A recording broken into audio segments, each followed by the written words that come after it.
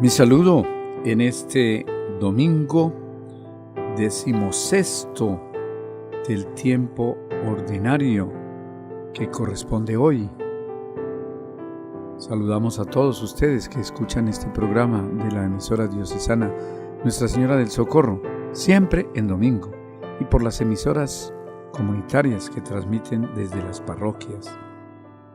No olviden que estamos preparándonos con la oración para la venida del Santo Padre a Colombia, que nos visita para enseñarnos, para confirmarnos en la fe, para, como dice el dibujo de propaganda de su visita, demos el primer paso para reconciliarnos, el primer paso para vivir más unidos, el primer paso para conquistar la paz, para saber perdonar, para reconciliarnos con aquellos con quienes quizá hay ruptura o odio o venganza que engendra violencia. Demos el primer paso para hacer un cambio en nuestra patria, que ojalá se dé hacia la paz. Por eso oremos mucho por la visita del Santo Padre a nuestra patria Colombia en el mes de septiembre, del 6 al 10 de septiembre. Y el Evangelio de este domingo, les decía hace 8 días que era la parábola del sembrador del Evangelio de San Mateo. Hoy pasamos en este capítulo 13 a escuchar la enseñanza de Jesús con otras parábolas.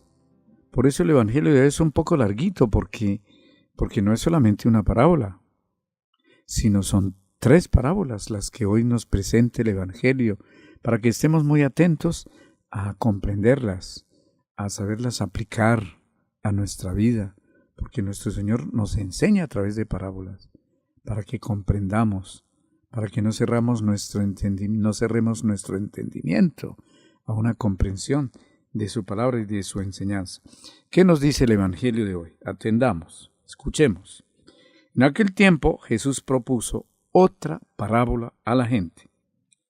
El reino de los cielos se parece a un hombre que sembró buena semilla en su campo, pero mientras la gente dormía, su enemigo fue y sembró cizaña en medio del trigo y se marchó. Cuando empezaba a verdear y se formaba la espiga, apareció también la cizaña.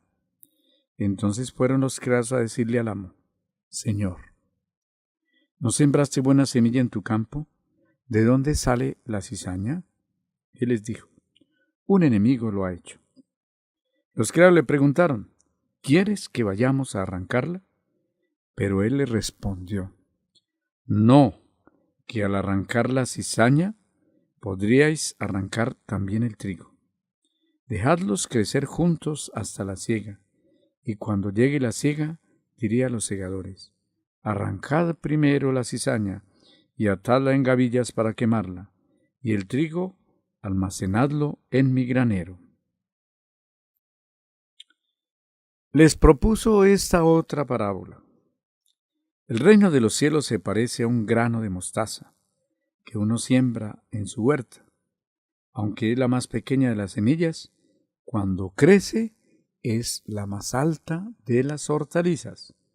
Se hace un arbusto más alto que las hortalizas, y vienen los pájaros a anidar en sus ramas. Les dijo otra parábola. El reino de los cielos se parece a la levadura.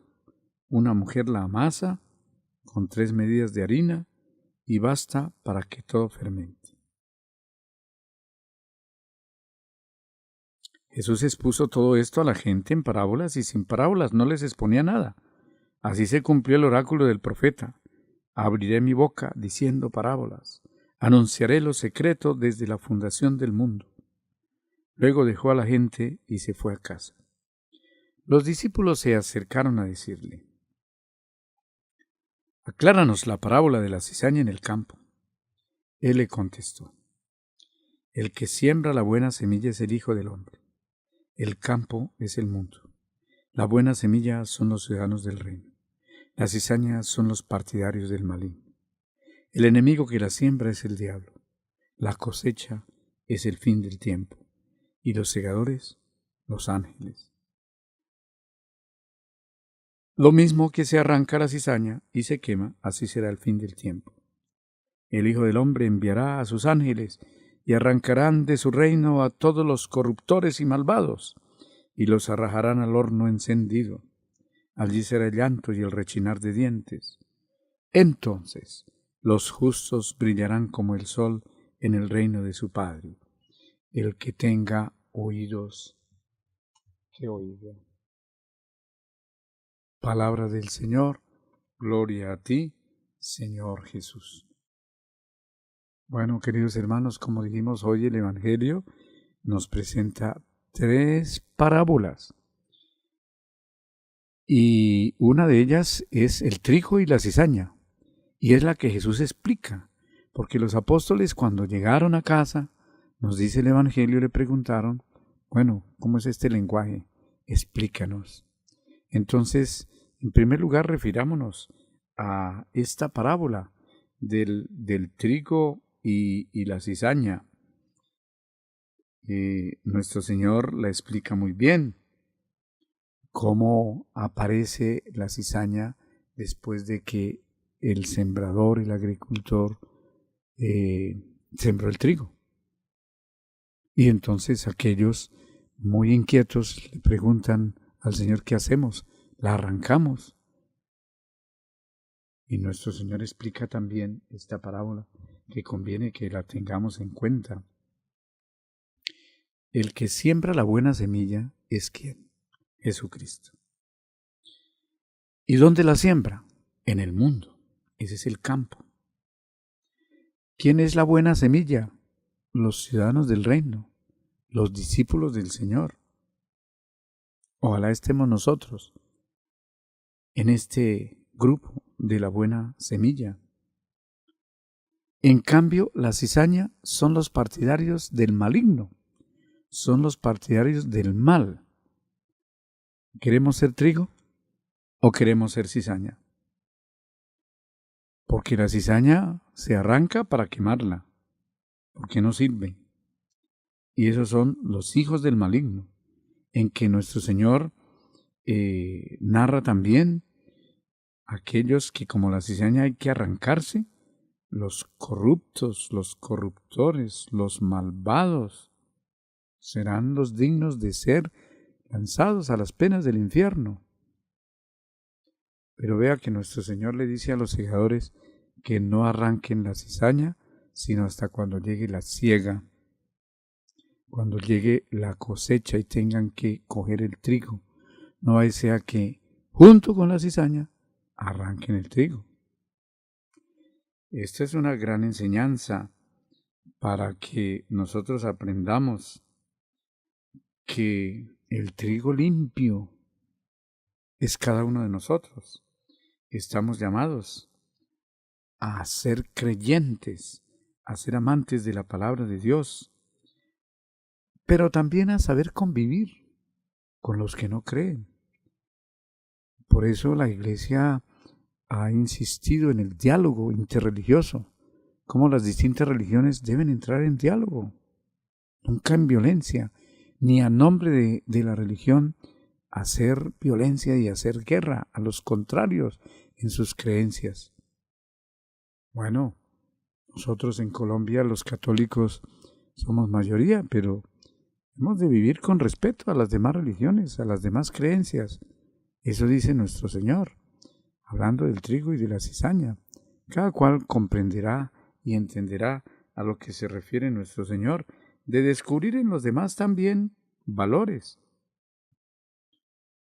Recuerden que el Concilio Vaticano II, en sus constituciones, hablando del ateísmo, la gente que no cree en Dios, o por sistema, o por alguna causa, o en fin, por experiencias que lo han llevado al ateísmo, nos dice, los creyentes tenemos también responsabilidad para que existe el ateísmo.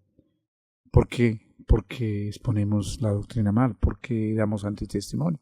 En fin, por eso pidámosle al Señor que ojalá no haya cizaña en el mundo. y que todos seamos buen trigo. Bueno, la parábola del granito de mostaza es también muy hermosa y seguramente los discípulos quedaron muy sorprendidos de que nuestro Señor hablara en estos términos, porque la semilla de mostaza es la más pequeña de todas las semillas. Es como la cabeza de un alfiler. Entonces imaginemos que el reino de Dios se parece a esa semilla tan pequeñita. En contra de lo que, por ejemplo, en el Antiguo Testamento pudieran decir los profetas, que hablaban de los cedros del Líbano, unos árboles inmensos y frondosos, magníficos, comparados a un granito de mostaza. Pero ese granito de mostaza crece y se convierte en un buen arbusto para que crezca junto a los caminos y acoja a los pájaros, a las aves del cielo y dé sombra a las personas. Así debe crecer la fe. La fe es un proceso, es un crecimiento.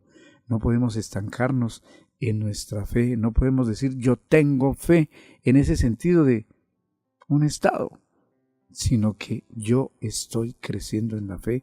Por eso debemos pedirle al Señor, aumenta nuestra fe, porque la fe ha de estar en crecimiento.